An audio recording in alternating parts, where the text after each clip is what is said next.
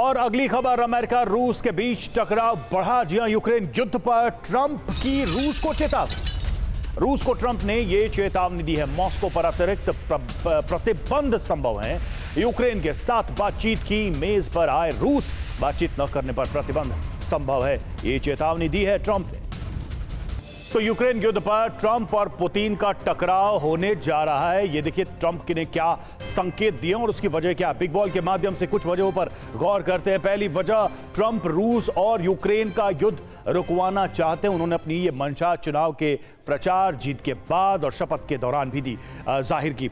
दूसरा, ट्रंप के युद्ध विराम की अपील, पुतिन का इससे इनकार। पुतिन ने जिस तरह के तेवर दिखाए हैं, साफ समझ में आ रहा है कि वो युद्ध विराम अपनी शर्तों पर चाहते हैं। और देखिए, डील में रूस का हित सर्वोपरि रखा जाए, ये पुतिन की मंशा है, पहली मंशा, इंटेंशन उनका। दूसरी, स्थायी सीज फायर रूस को मंजूर नहीं है, यानी कि पूरी तरह से युद्ध समाप्त हो जाए, यह भी लग रहा है कि रूस को एक्सेप्टेबल नहीं है। तीसरा, यूक्रेन को युद्ध की तैयारी का वक्त नहीं देंगे, ऐसा ना हो कि सीज फायर के चक्कर में यूक्रेन को समय मिल जाए। चौथा, बातचीत का उद्देश्य दीर्घकालिक शांति हो, यह भी पुतिन की मंशा है, पुतिन का इंटेंशन नजर आ रहा है। मनीष झा हमारे साथ, हमारे सहयोगी इस वक्त जुड़े हुए हैं। मनीष, शपथ के एक दिन बाद ही ट्रंप के तेवर बदल गए।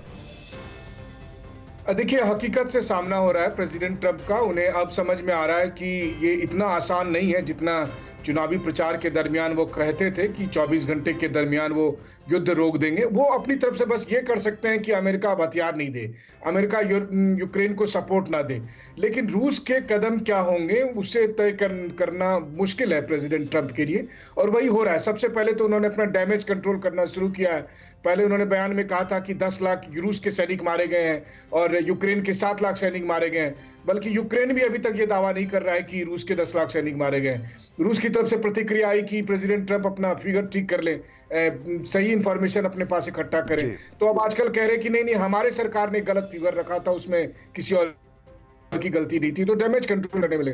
कुल मिलाकर है ये कि प्रेसिडेंट ट्रंप को ये समझ में आ रहा है कि रूस के साथ बातचीत के लिए रूस की बात को भी कंसीडर करना पड़ेगा, जो अमेरिका को एज ए सिस्टम बहुत आसान नहीं है उसके लिए। तो आने वाले समय में अगर कोई ये सोच रहा है कि ये युद्ध तुरंत खत्म होगा, वो नहीं होने वाला है। कम से कम ट्रंप के शपथ ग्रहण के बाद यही अब इसी डायरेक्शन में बातें होती हुई दिख रही है।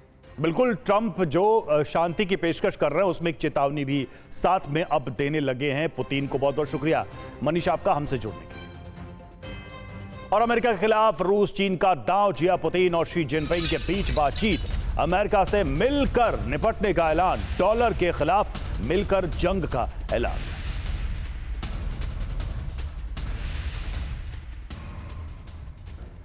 तो अमेरिका के खिलाफ पुतिन और जिनपिंग एक पाले में नजर आ रहे हैं। कल की बातचीत में पुतिन ने कहा कि रूस को कभी भी बाहरी दखल बर्दाश्त नहीं, अमेरिका की वर्चस्व वाली मानसिकता के खिलाफ है। चीन से रणनीतिक साझेदारी बेहद मजबूत है, अब डॉलर पर नहीं लोकल करेंसी पर जोर दिया जाएगा।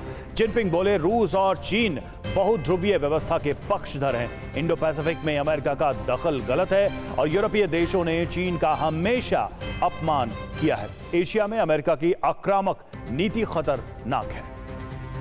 तो ये बातें थी जिनपिंग की।